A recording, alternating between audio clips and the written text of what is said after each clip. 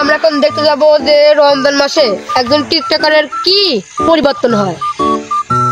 চলো। ওয়ালাইকুম আসসালাম। আলহামদুলিল্লাহ ভালো আছি।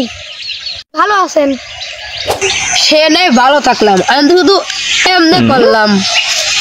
সালামের উত্তর দিচ্ছেন, আলহামদুলিল্লাহ করছেন, তো আমি কি আপনার কাছে শুনছি নাকি?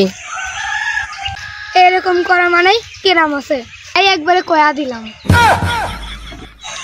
তো ভাই, আপনি তো একজন দেশের সুনামধন্য টিকটকার। না ভাই, আমি তো টিকটকার না, আমি তো কন্টেন্ট ক্রিয়েটর।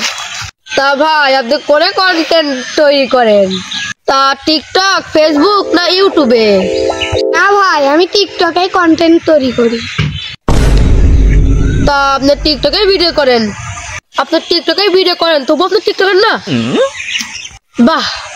তো আপনার কাছে আমার একটা প্রশ্ন আছে। তা এটা পরিবর্তনের মাস, রমজান মাস। এই রমজান মাসে আপনি নিজেকে কতটুকু পরিবর্তন করেছেন, এটা আমরা আজকে আপনার কাছ থেকে জানতে চাই। ভাই, আমার কাজ আছে মানুষের বিনোদন দিয়া আর টিকটকে মেসেজ, সুন্দর সুন্দর মেসেজ দেয়। টিকটক করে করে আপনি মানুষকে সুন্দর সুন্দর মেসেজ দিয়েছেন, খারাপ খারাপ মেসেজ করতে আসে। তো আপনি রমজান মাসে কি কি পরিবর্তন নিয়ে এসেছেন তা আজকে আমরা দেখতে চাই। আপনি সামনে দাঁড়িয়ে রয়েছে, তা কি দেখতে চান? কি পরিবর্তন? আমি তো কোনো পরিবর্তন দেখতে পাচ্ছি না। কি কন ভাই? টিকটকে হাজার হাজার মানুষ আমার পরিবর্তন করছে, আপনি কি কন? তো আমরা এখন দেখতে যাচ্ছি একজন সাধারণ মানুষের রমজান উপলক্ষে পরিবর্তনটা কি। পেয়ার পাঞ্জাবি পরে ফেসবুকের প্রোফাইল পিক দিছি।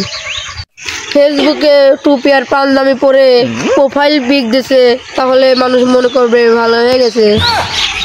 কি কি করেছেন ভাই? যা যা প্রয়োজন তা তো করতেইছি। সেহরি খেয়ে ফেসবুকে লিখি যে সেহরি ডান, যেমন ইফতারি করে লিখতেছি ইফতারি ডান, তারাবির নামাজ পড়ে লিখতেছি তারাবির নামাজ ডান। যা যা করণীয় তা তা করতেছি, সবসময় আপডেট পৌঁছে দিচ্ছি। আর আলহামদুলিল্লাহ।